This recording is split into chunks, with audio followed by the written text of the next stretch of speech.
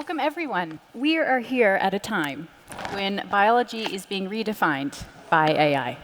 And we are going to talk about today where the tech biospace lies. So what once took years in the lab, many years, now takes hours being modeled. AI isn't just accelerating biology, it's changing the possibilities. So we're joined by 3 people today who are pioneers in this era. And we're going to unpack what tech bio really means and what's next. I'm your host, Leigh Brody. I've gone from building tech bio companies to backing them, and I've seen firsthand how the playbook has shifted. So let's get into this. First, with introductions of our amazing panel. I'll start with our left. Darius Meadon. He is CMO of OWKIN, and OWKIN is an agentic AI company accelerating treatments for patients. He has been with, all the biggest names you can imagine, GSK, Unilever to name a few, and before that was at Founders Factory helping over 100 companies build their strategy. David Roblin in our middle, he's CEO and co-founder of Relation. It's an AI tech company building therapeutics from all the amazing tools that we'll learn about today. 30 years, founder and, COO, previous CEO of, European R&D leader of Pfizer. Too many titles to remember.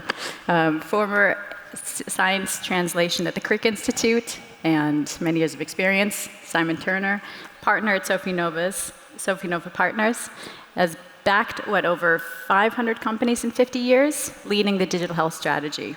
So let's get into this. Simon, we'll start with you. Give us an intro line. What is tech bio? How are we using it today? Yeah, it's really interesting. It's one of those questions that's not really that easy to define. The way we've kind of broken it down is thinking about how did we do science before when you think about kind of biotechnology and also just these big questions we had in the past. It was biology is complex, break it down to a simple question, answer that question, and then try and apply it in the wet lab and then take it further.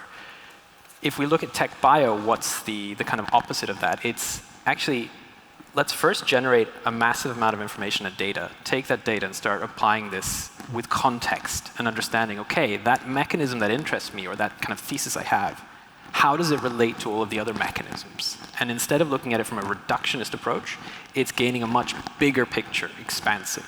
So on the one hand, it tends to be proprietary data generation, then taking that data and making sense of it, transformation with computation, and then from that sense, then pushing forwards with new hypotheses to discover novel biology, which will then either be used for personalized medicine approaches or in fact for novel therapeutic development and such.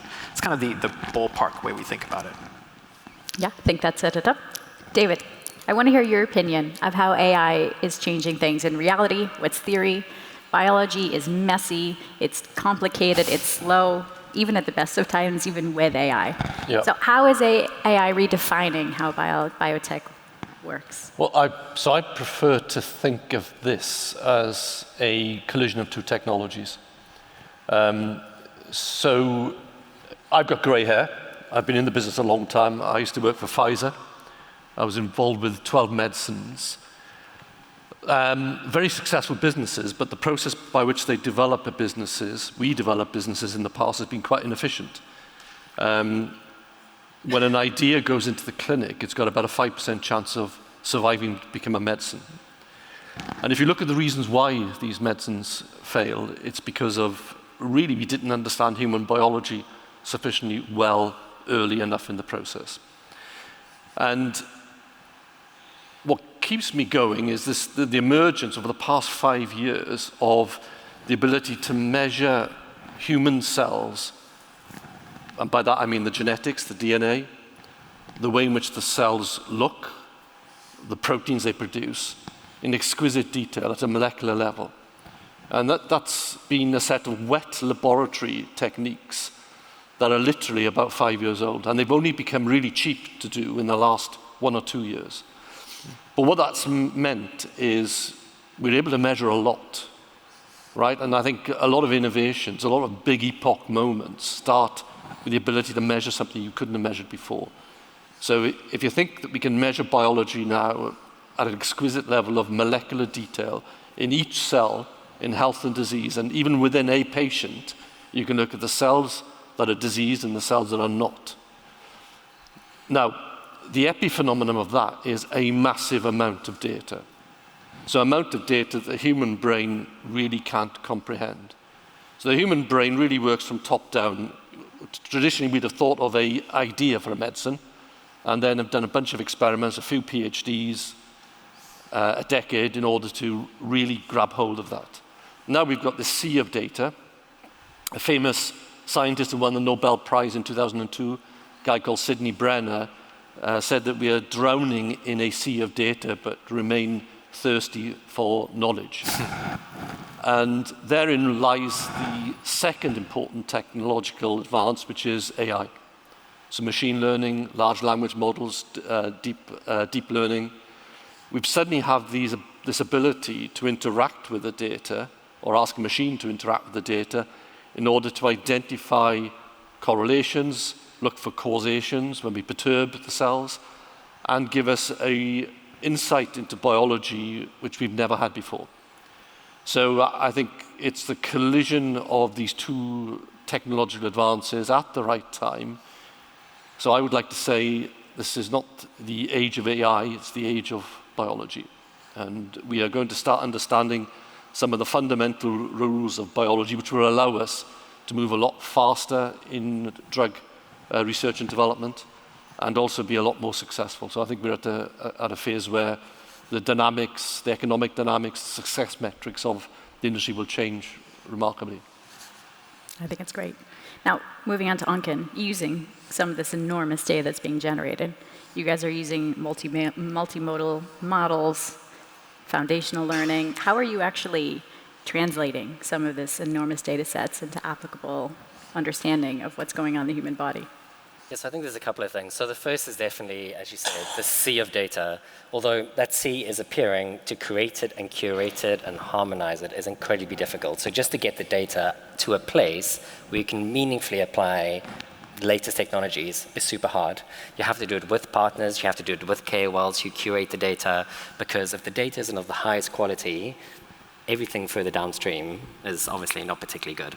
So we really focused on building these high-quality multimodal data sets and then curating them with KOLs and making sure they're ready. So that was the first big challenge, which is so far upstream that spending 2-3 years on it sounds ridiculous, but that's what we had to do. Now that we have the data and we can apply incredible machine learning technologies to it, it's often about context.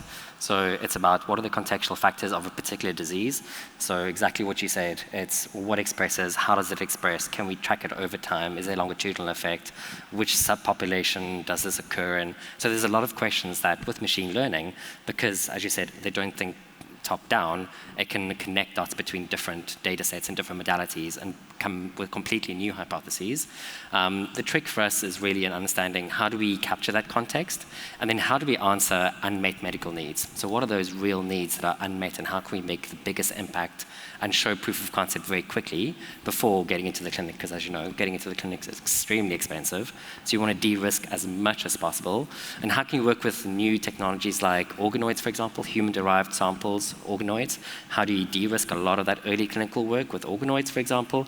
So we're thinking really carefully about how do we come up with the right hypotheses? How do we test them very quickly in a preclinical context? And then how do we take them with partners forward into the clinical development? Yeah, great. Thank you. I'm going to bring in Simon on this, rounding out the investment perspective. Listening to these two different models, how do you think about what is backable? Either the AI platforms, some of the systems before there is a target, a molecule in mind. Yeah, it's interesting. So a while back, like 5 years or something like that, everyone was talking about, hey, we can access all the available data that's publicly there. It's single cell, it's some transcriptomics, a bit of everything, but very small amounts, and a lot of it dispersed, poor quality. To Darius's point, garbage in, garbage out. That was kind of the innovation. Now, when I sit and listen, both David and Darius, they're speaking about something fundamental here. They are creating data that does not exist today. It does not exist. So the insights in that wet lab, in that tissue sample, in that whatever it is, we've never extracted them to a point where we can suddenly start looking at them and applying AI, computational techniques, whatever it is, to understand it. And it kind of makes me think that maybe that's one of the key points, and it's something that we've always got in mind. It's not only about, hey, have you got the best AI, machine learning, agentic approach, whatever you're applying to the data analysis, but it's rather what's the primary source that you're using, accessing, leveraging, or creating some sort of flywheel to get and then grow over time to create a competitive advantage. I mean, OWKIN's got Mosaic. David, you guys are running your osteoporosis studies and taking samples from patients. We have a portfolio company called Cure51, which is, again, building the largest proprietary data set in exceptional survivor patients in cancer. Why? Because today that does not exist. It's just not there. And again, as David was saying, take the latest approaches, latest sequencing approaches, transcriptomics, apply that now, and you're generating this incredible novel insight that's never existed before to then be analyzed. So first, data, and then apply computation to start actually creating utility of that data in some form. And it could be for the personalization of care, right? It could be, hey, we can now model you. We can create an in silico version of you and define what therapeutic has the highest probability of success for you versus any other patient. Or we take it the next layer down and say, okay, actually, we found a totally new mechanism of action. This one hasn't been described before, or at least not in conjunction with this other one. If we target that and we raise a molecule, an antibody, whatever, suddenly we have a totally new treatment paradigm that we didn't have before. So I guess a big part is proprietary data access, a way of also creating a flywheel that creates a lot of barriers to entry or competitive moat. And the second, also being able to take that data and be able to do something with it meaningfully. And that is, I'd say both of those two pieces are critical to create value proposition. Oh, I think that's right. So David, I'm going to move to you now. Looking at this kind of lab in a loop idea of what is happening in relation. You're using all the modern tools to look at disease biology. What does medicine look like? We're not going to be, we're targeting not to just cure some of the symptoms, but actually cure the underlying disease. How do you think about that? Well, I think a lot of the ways in which we define medicine now will change, right? I mean, a lot of the diagnostic categories that we use were invented by Victorians in top hats. So they were very observational. So schizophrenia, depression, osteoporosis, there are a whole host of diseases that are what are called polygenic. So they've got multiple genes that are driving your risk of disease and then the fact that you've got the disease. And I think as we use the multi-omic, and we call it multi-omic just means any measure, multiple measures in the same patient. We will not only understand the biological pathways, but we will determine that the biological pathways are different in patients. So I believe that in osteoporosis, we'll find 8 to 9 pathways that are driving the disease, biological pathways. And we'll then be able to say, well, actually, in a particular patient, that pathway is predominant, and therefore they should get this medicine. So you end up with a precision diagnosis and a precision medicine. Now, we'll do that at point of care because these tests are becoming a lot cheaper, right? And we've seen this happen in oncology already. There are many of the new medicines. You don't get a medicine because you've got a specific cancer. Sometimes it's a medicine because you've got a tumor that's got a particular mutation, and that could be seen in several cancers. So I think we've already seen the emergence of precision medicine in oncology, and I think it's inevitable over the next 5 to 10 years that we begin to see that in some of the more common chronic diseases, like osteoporosis as an example. Yeah, great. Darius, I'm going to turn to you. OWKIN has recently launched some new agentic AI tools. You're building many more ones for pharma and biotech. How are you marketing this to kind of break down the barriers? So I think one of the first things is agentic is obviously a very hot category at the moment, but the tools need to be really useful. And if we look at the research tools researchers had up to now, they're not really fit for purpose. It's not collaboration first. It's not super easy to query it. When I studied epidemiology and biostats, I remember having to code super simple codes just to get a Kaplan-Meier curve to look at survival. With K-Navigator, you can now do that within 2 seconds. You can just say Kaplan-Meier curve for this type of cancer. Within literally 3 seconds, you have a Kaplan-Meier curve. And then you can say, actually, let's look at it by smoking status. Boom, it just updates the graph immediately. So the pace with which we can now interrogate the data is incredible. And with things like Mosaic, our spatial omics database, you can now query spatial omics, which is very new, in natural language. So it breaks down a lot of barriers to do good science and come up with good hypotheses, then share it with a colleague and together work on something. And all of this is in a no-code framework. Of course, you can then move to code and do deeper data analysis. But I think for a start, just this first tool we've built for academics, it's an absolute game changer, and we really hope to build a big community around it. And then what we're going to do is, we've spent 9 years working with some of the largest pharma companies, Sanofi, BMS. We've used a huge range of tools, so we're all going to package that up and make it agentic friendly. So we're going to build a suite of different agents, each hyper-specialized in a particular downstream task, and make those available to pharma. So it's super exciting to build agentic tools, obviously, but it really comes from a place where we've built these tools for our internal systems, so it's just a matter of making them very user-friendly, very intuitive to use, and I think that's going to be the key. Great. So I'm going to ask a couple questions for everyone to answer. Techbio promises to build biology-like software. That's kind of the line we hear. People use Techbio terms in different ways, but biology isn't deterministic. What's the biggest lie we're telling ourselves about how programmable life really is? Simon, you want to go first, and I'll work my way back? Oh, wow. Biggest lie about programmable biology. Fundamentally, where does it kind of all come from? I'm guessing everyone here knows about genetics. It's kind of like, okay, this is your base code, right? That's part of the equation, because again, when we started doing sequencing, it was like, oh my God, we're going to unlock all of this knowledge, and we did. We just didn't have the ultimate solution to explain everything. Why? Because basically David said it. It's multi-omic. It's not just about the genetics. It's so much more. And I think maybe part of the lie that we keep telling ourselves is that we are going to solve it all very, very soon. And I think biology is just inherently complicated. Why? Because it's also impacted by so many external factors that are going to be very hard to measure and to model. Can we get maybe 90% of the way there? Absolutely. Will it have a huge impact on medicine? No doubt about it. I think it will never be perfect, though. And I think that's also where we have to have this acceptance of we can keep pushing the curve, but we'll never actually get to that kind of perfect asymptote, I guess. Agree. David, anything to add? Well, I'm going to completely disagree with the question. Great, do it. So I think it is deterministic. Mm-hmm. It's just like, 20 years ago when I learned biology, there was something called junk DNA.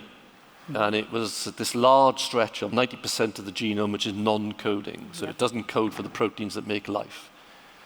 I think about a decade ago we got a bit more humble about it, thinking, biology is quite efficient, and why would it have 90% of its DNA doing nothing? And then we called it dark DNA. Yep.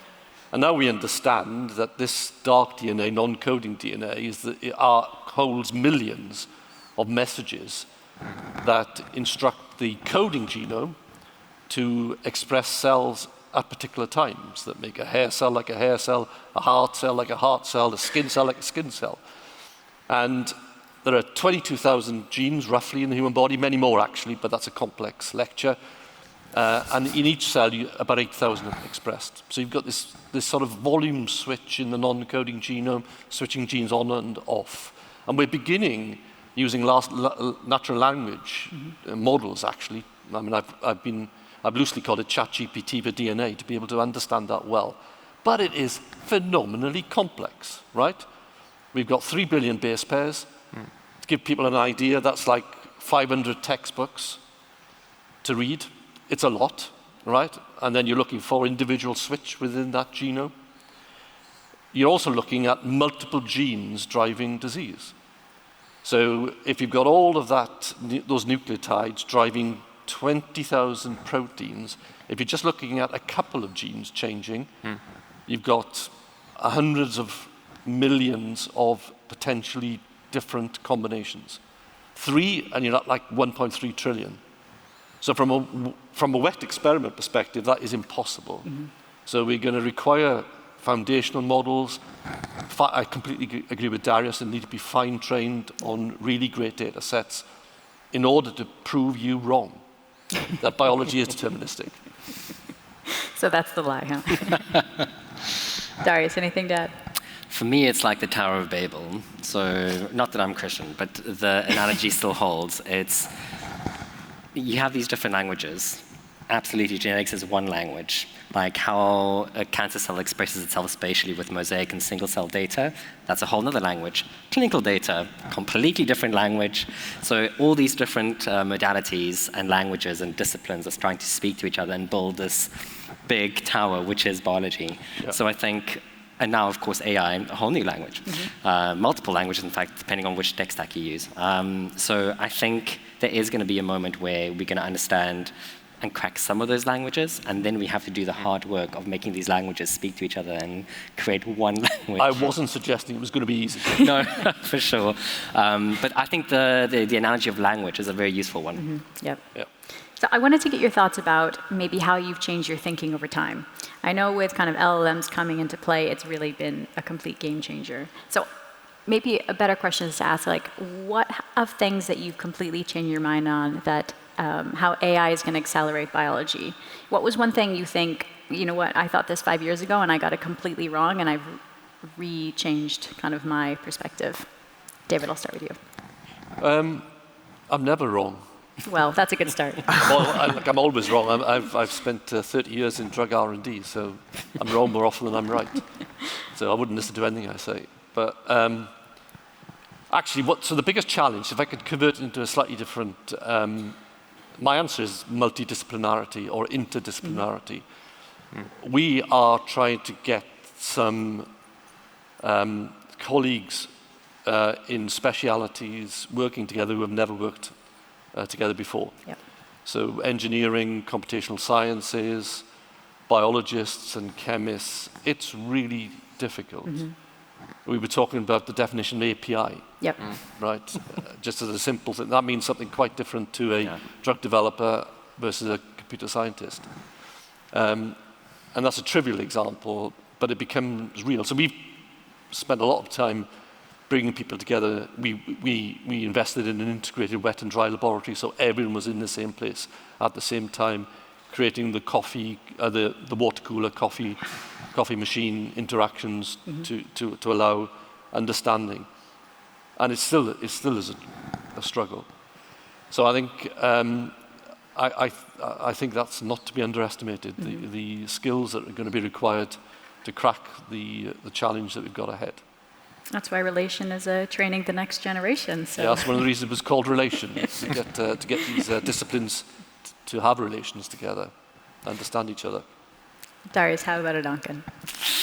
It's a good question. I think one of the things I've changed my mind about as AI has matured is this idea of what a tool is. So if you think of a simple tool, the knife, you are the one wielding the knife, so it's kind of your input that determines how you cut something.